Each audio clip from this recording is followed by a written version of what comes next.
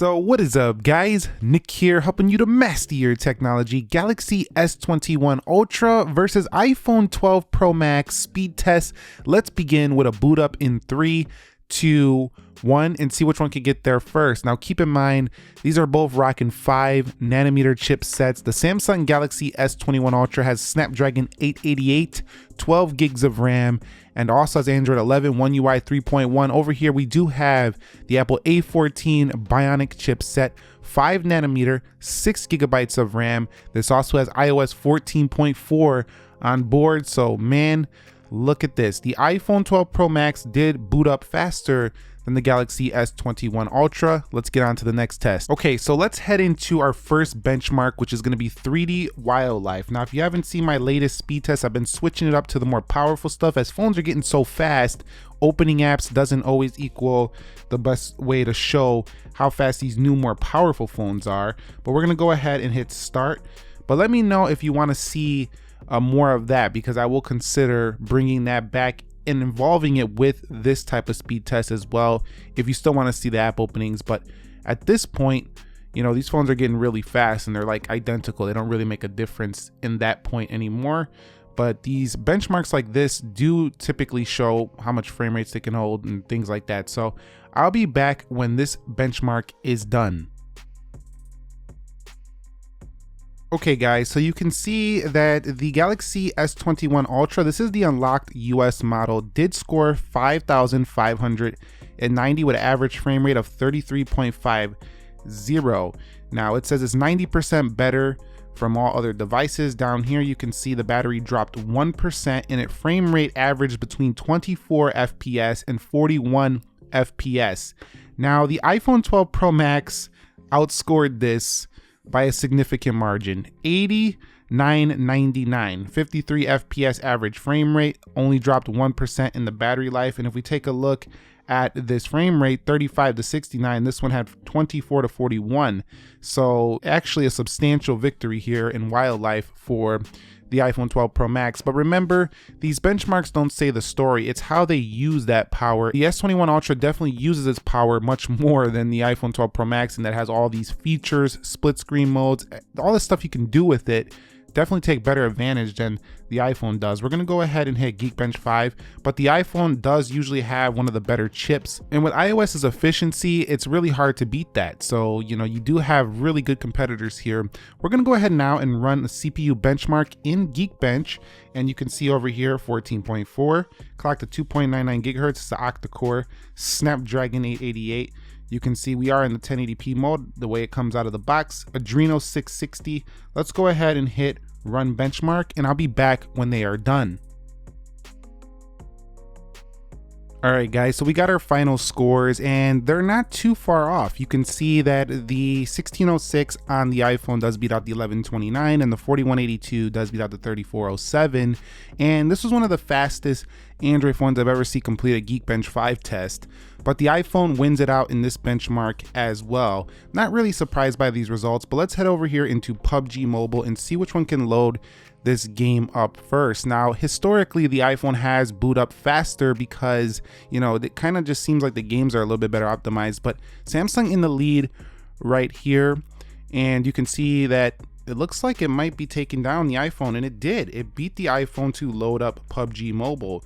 I can tell you right now, though, that besides the benchmarks, you know, this S21 Ultra is definitely offering up quite a bit of, you know, features and performance and all this stuff. It's really sitting on top of the food chain right now, especially in the smartphone industry. So you could see the iPhone now wins to get to the match, but overall, you're going to enjoy these games very similarly on both of them. Now let's go ahead now and head into Mortal Kombat. And did you notice in the speed here of closing the app, Samsung has fixed that thing where it kind of would hang on the edge? I love that. Let's go into Mortal Kombat for One UI 3. They fixed that, so a lot smoother now. Let's get into Mortal Kombat, and it looks like the iPhone in the lead, but let's not be so sure here because sometimes the other phone could just come back and just win this test. So you can see we're about to get in this game, and it looks like the iPhone will load this up first. This could be game dependent. Some games might load faster for Android, but this is so close. You can see Samsung caught right up here.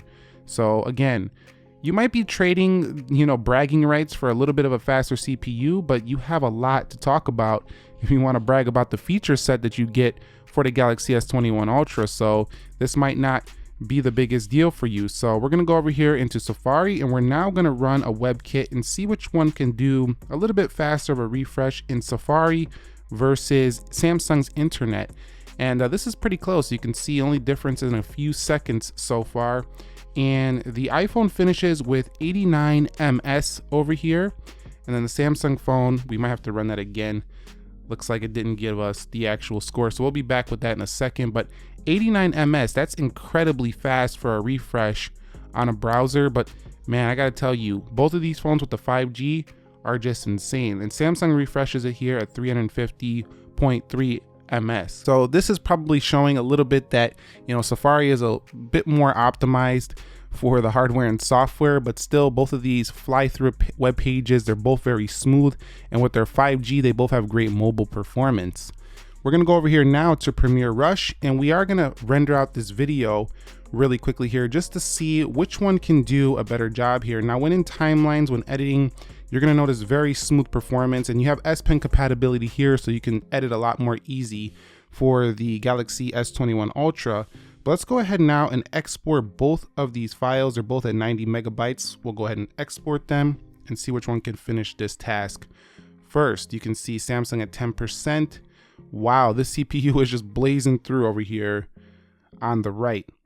But this is still not a slow performance over here on the left. Definitely very quick as well. But this is, whoa, that's pretty insane. So I'm not sure how much faster it would get as the videos get longer, but you can see right here, definitely behind here on a video edit right here. And again, certain applications, it might be a little bit faster. Certain videos, it might be a little bit faster. So there's a lot of variables here, but Apple definitely won this one out for the Premiere Rush when it comes to finishing out that quick video render. Okay, so we're gonna test out the 5G to see which one can pull in better 5G speed. We'll hit go here.